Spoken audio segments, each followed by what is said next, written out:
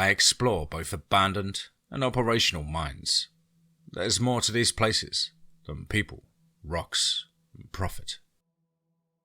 Let's get straight into that. I've been into mine exploration for several years now, and at first I didn't think much of it, but it has grown to dominate most of my free time and, admittedly, could probably be seen as an unhealthy obsession at this point. I can't help it. I've stumbled upon things that I've never seen documented above ground, and I think that there's much more to the world beneath the earth than most people think.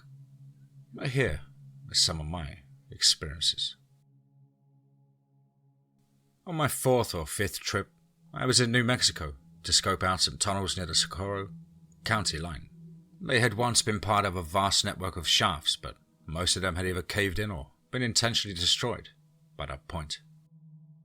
A fairly well-known member of the mine and quarry exploration community had found a way into some of the intact shafts through a very narrow opening, butte that had been directly above the tunnels, and the rest of the community had gone wild.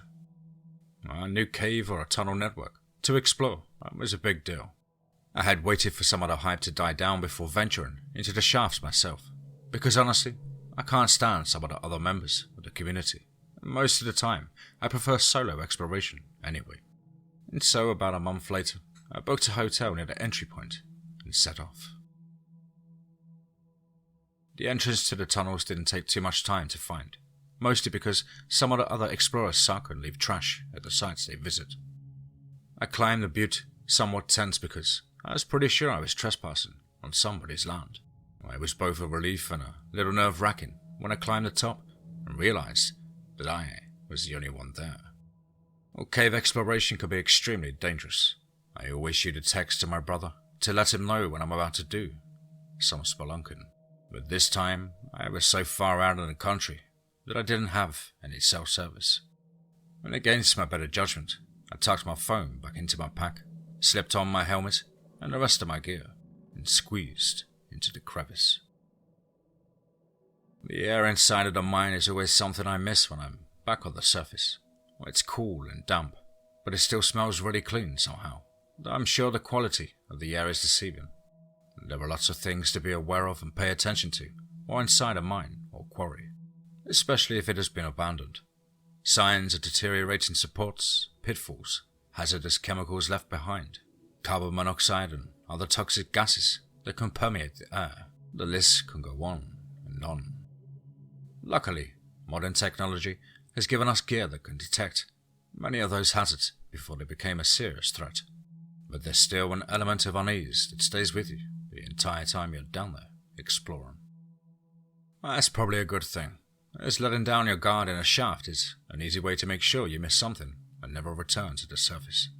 I tend to walk very slowly while I'm exploring, shining my headlamp and wrist lights across my entire field of view. Up until this point, I hadn't encountered very many life-threatening things. But looking back now, I think I'd just been extremely lucky. Anyway, a couple of hours into my expedition of this mine and I came into a small room. It was really just a dead end, a place where miners of old used to keep tools or quantities or whatever they had mined before sending it back up to the surface. Only this area was different from other similar rooms I had seen before. This one had the strangest walls I had ever seen in a mine shaft. The walls had faint, iridescent purple designs splayed across them, but even stranger than the color was the fact that it looked like the walls were vibrating softly. Even upon turning off my lights, the room still glowed a very faint purple, just bright enough that I could still make out the surroundings. I had never seen anything like it. I took a few more steps into the room and abruptly screamed as the room came alive and exploded out. The glowing purple designs blurred in the space above my head as small gusts of air beat down around my face. As I shrunk down to a crouch, I realized that the actual walls hadn't jumped out at me. What I had seen hadn't been the walls at all. At first I thought they were some kind of bat, but a few more moments in the middle of the chaos of their beating wings told me otherwise. They were moths, giant moths, with strange, beautiful designs carved into their wings that had been startled by me and taken flight. Within the next 10 seconds they had all flown out of the room and disappeared, down a shaft or into a crack that I couldn't find. And despite visiting that system of caves a few more times throughout the years, I never saw them in there again. Though that wasn't the last of my experiences with what I started calling the grotto moth. I swear, but sometimes I swear that I can hear music coming from farther down a tunnel or a shaft. Or it sounds like gruff, throaty, unintelligible singing, followed by a few abrupt notes from something like a violin or viola. Only the sound is more yearning and sad. That's the best I can describe it, and I can't find anything matching it online. I try to find the source while down in the mine, but most of the time it fades away after a few minutes. Occasionally, I felt like I was getting closer to the sound, but each time my path has hit a dead end. Most of the time due to a cave-in. Twice now, it has sounded as if the music is coming from the other side of a solid wall of rock. I know it's impossible, and there's no way anybody could be on the other side of these obstacles, but the sound is so real, I can't ignore it. I checked with others about it, and most just look at me like I'm crazy. Some people describe hearing something similar though, but they are hesitant to talk to me about it for very long, as if they are afraid that talking about it might give it more validation than it deserves. I think most of them chalk it up to the strange things that happen to your mind in the tunnels, but I don't know. It feels just as substantial as the grotto moths to me, and I know those are real. I actually touched them. And sometimes, especially the deeper I get into the earth, the bizarre feeling of being watched will wash over me. The whole hair standing on the back of your neck thing. A lot of times my imagination will act up when I'm surrounded by that much darkness, so it's easy to imagine some creature watching me just outside my range of vision. But other times it genuinely feels like something or somebody else is down there with me. It doesn't help that odd noises in mines tend to be pretty common too. The drip of water off a rock, the creak of the wooden or iron support beams, etc. But sometimes I'll hear other things too, like the soft patter of what I swear are the footfalls of something scampering around, or low whispers in that same guttural language that I hear with the music. Again, it's easy to chalk stuff like that up to your own head going a little haywire that far below the surface. But the experiences feel much more substantial to me than what I would assume normal hallucinations are like. Well, then again, I guess I wouldn't entirely know. As far as I know, my mental health is relatively sound, and the heaviest hallucinogen I've taken is psilocybin. Maybe I'm experiencing real hallucinations. Or maybe the gases of the mines have already begun to take their toll on me. This will be my last story for now, but it's the one that really stands out the most to me. Several months ago, I was deep into a network of tunnels out near Swansea, Arizona. Aside from the hazards I've listed above, in most abandoned mines, you also have to look out for the animals that can come to inhabit them after the humans have left. In Arizona, most of the time, that means rattlesnakes. I'm usually very careful about where I step while I'm exploring, but snakes tend to blend into the environment pretty well, so whenever I'm in an area with a heavy snake presence, I usually take a collapsible metal rod, and the rod allows me to walk and shuffle the ground several feet in front of me as I move, making both noise and movement to, hopefully, alert any potential snake to my presence long before I get within striking distance of it. If a snake is directly in my path, the rod will usually come into contact with it, startling both me and the animal, but avoiding an even worse situation. In this particular tunnel network, I had already encountered 2 snakes, but they were near the entrance to the mine where the air is warmer, and though I didn't anticipate any snakes this far into the mine, I kept my shuffling stick out just in case. It also helps me to scan the terrain in front of me for any pitfalls or sunken pathways, which is a huge help too. After a long time trudging through the darkness in this particular mine, my headlamp caught a glimpse of something far ahead, near the base of the tunnel wall on my left. It looked pale, possibly even shiny, and despite my many spelunking expeditions, I hadn't actually found any sort of real treasure down in the mines. But it hasn't really ever bothered me. I do it more for the thrill of exploring something unknown and potentially dangerous than anything else. Still, the glint of something on the ground immediately made my thoughts jump to some kind of precious metal that had somehow been left behind. And so I quickly made my way to the glistening object at the base of the shaft wall. As I crouched down near it, I could tell what it was. It wasn't silver or gold or any sort of metal I could make out, but it wasn't any sort of tool. It almost looked like bone. It was only 2 or 3 inches in diameter, and I had never seen anything like it before. It was tucked into a small indent in the wall, and as I shone my wrist light on the meager nook, I saw what looked like a tiny tunnel leading into the rock behind it. The opening may be only an inch larger than the object itself. I thought it might be a snake burrow at first, but it was literally set into the rock. I tentatively reached out to touch the item on the ground, but as I did so, I heard a sharp, harsh growl bellow out from someplace near me. It sounded like the same voice from the music I described above, what I've since dubbed deep music. Only this time the voice wasn't, for the lack of a better word, singing. It felt more like a command or a warning. And I froze, suddenly terrified. Knowing that I wasn't alone down there was horrible, a surreal feeling.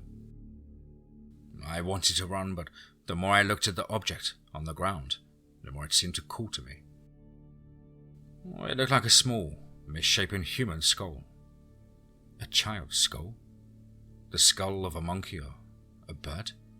I couldn't tell, but it was unlike anything else I had found during my expeditions. And if it was human, it could be important to somebody up top. I reached for the skull thing again, and as I did so I heard a soft, disjointed scraping coming from the area behind the bone-like object. It sounded like something was quickly crawling through the small tunnel in the wall towards me. I should have run, but for reasons I still can't explain, I needed to get that skull. Instead of reaching my hand out for it, I grabbed my metal rod off the ground and tried to fish it out of the small opening, afraid that whatever was on the other side might grab or hurt me if I stuck my hand near it. Either I wasn't quick enough or I underestimated whatever was down there. As I stuck the rod on the other side of the round bone on the ground, I caught a quick glimpse of what looked like a miniature hairy human arm reach for the object. But it grabbed the rod instead, and suddenly the rod was ripped from my grasp with a strength that surprised me. In an instant, the rod came crashing down onto the ground in front of me, smashing the strange bone into several small pieces as it was yanked inside of the small tunnel. I'm not sure if this startled me out of whatever my obsession with the bone had been, or if upon breaking suddenly, I didn't care as much about it. But I promptly stood up and began sprinting back towards the entrance to the cave, my only focus being escape. I was stupid to run like that, but I was more afraid of whatever I had seen than of taking a wrong step or getting lost or dying in one of the million ways a mind can kill you. As I ran, I heard a horrible wailing reverberate around the shaft behind me. It sounded like something was angry, but it also sounded sad. And so the more I think about it, the more I think it could have also been a morning cry. When I made it back to the surface, I didn't stop shaking until I was back in my hotel room. Looking back, I'm not sure what I saw. Hallucination or not, I don't have my collapsible rod with me anymore, and I can't ignore the strange growl speak that I've heard multiple times, but oh ground now. I'm not convinced that I'm imagining most of this, because nothing like this happens after I leave caves/tunnels. If I were regularly hallucinating, wouldn't the hallucinations be more consistent? If I were regularly hallucinating, wouldn't the hallucinations be more consistent? And the air quality varies drastically in each mind depending on a range of different factors. So even if it was the gases affecting me, how could my experiences be similar while in different minds? And these are all questions I can't seem to answer. I have more to tell, but I need to take a break for now. Nobody else in the Spelunking community seems to have encountered anything resembling the event from that last story. But maybe some of you have. Feel free to reach out and let me know. It'd be great knowing I wasn't going crazy.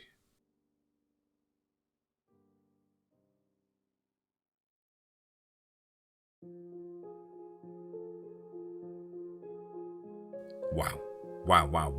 Certainly another one. Wow. Fantastic short story there from the incredible mind of SubtractPlusOne over on Reddit No Sleep. Not too many deep, subsurface exploration stories about these days, so it's always refreshing to see one. A huge thank you to the author for allowing me to narrate their story on the show. I really did enjoy your story and certainly look forward to more of your work in the future. As ever, guys and girls, you know the drill. Please do let us know what you thought down below in the comments box. Please do like and share. It really does help build the channel and our community further.